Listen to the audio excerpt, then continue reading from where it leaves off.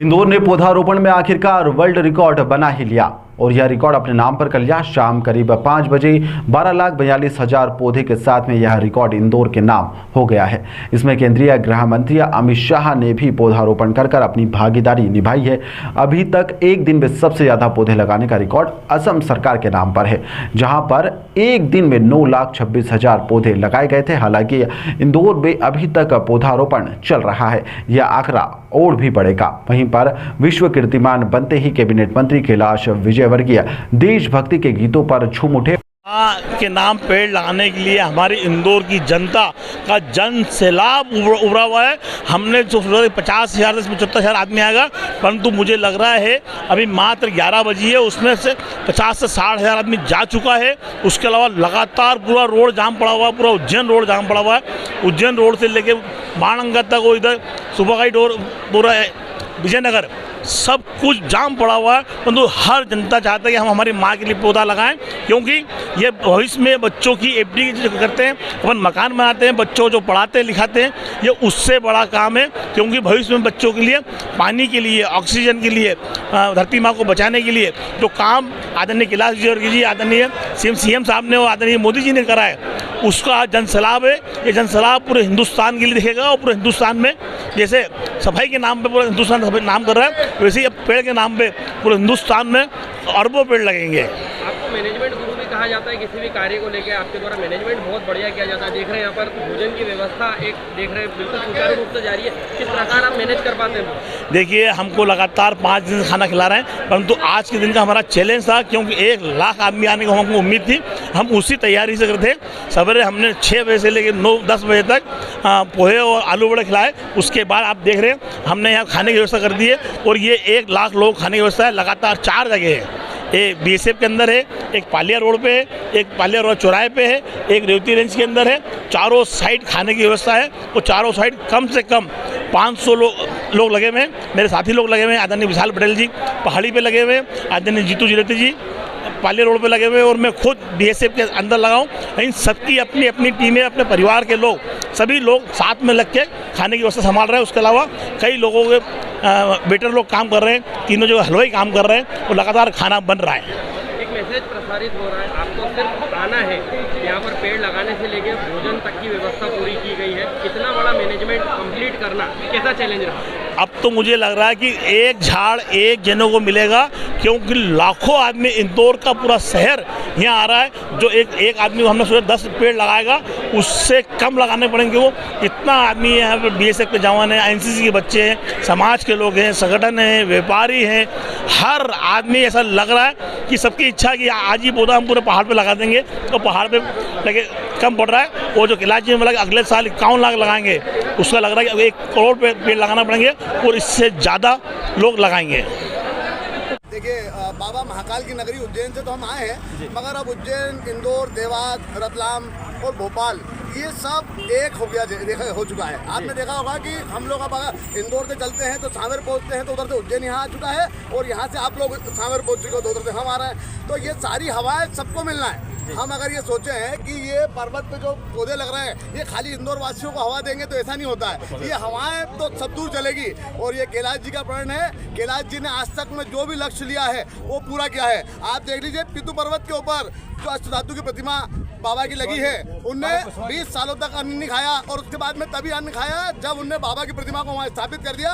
पीतू पर्वत देखिए आप, पहले एक तरह से बंजर जगह हुआ करती थी, और आज स्थिति देखिए कितना हरा भरा एक पहाड़ है। और उसी तरह से रेवती रेंज पे और कई जगह पे पूरे इंदौर में, और ये पूरे इंदौर में नहीं हो रहा है, ये उज्जैन में भी है, और कई जगह पे भाई साहब की प्रेरणा से सभी दूर बहुत जबरदस्त तरीके से वृक्षारोपण हो रहा है, और बाबा महाकाल की नगरी से आके, और हम धन्य हुए। और हम चाहते हैं कि हमारे हाथों से भी यहाँ पे जो वृक्ष लगे वो फले फूले, और बाबा महाकाल की नगरी से आने के बाद भी जो हम देख रहे हैं यहाँ, वो आनंद ही आनंद है। जय श्री महाकाल। कितने वृक्षों का आपने लक्ष्य हमने 1100 का लक्ष्य लिया था, और 1100 का लक्ष्य हमारा पूरा हो गया है। हम लोग जल्दी आ गए थे, तो 1100 का लक्ष्य पूरा हो चुका है हमारा, और अब हम लोग जाएंगे उज्जैन, और उज्जैन वासी भी हमारे वहाँ पे भी लगा रहे हैं, और हम लोग वहाँ पे भी जाके लगाएंगे। आपका परिचय सर? ओम मेघवंशी, उज्जैन से हूँ मैं। राजसागर रिसोर्ट मेरा रिसोर्ट है उज्जैन हाईवे पे, मेघदूत पंजाबी ढाबे के पास।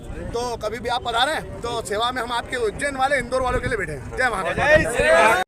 ये इंदौर के लिए बहुत ही सौभाग्यशाली विषय है कि आज 11 लाख से अधिक पौधे सुबह 6 बजे से लेकर के और शाम 6 बजे तक जो कि लगातार निरंतर अभियान चल रहा है, जिसमें हमारे देश के केंद्रीय गृह मंत्री माननीय अमित शाह जी, मुख्यमंत्री मोहन यादव जी और मालवा के लाडले हमारे नेता आदरणीय कैलाश विजयवर्गीय जी के नेतृत्व में 11 लाख से अधिक पौधों का कीर्तिमान इंदौर ने बनाया है। और निश्चित ही आने वाले समय में कई पीढ़ियाँ इस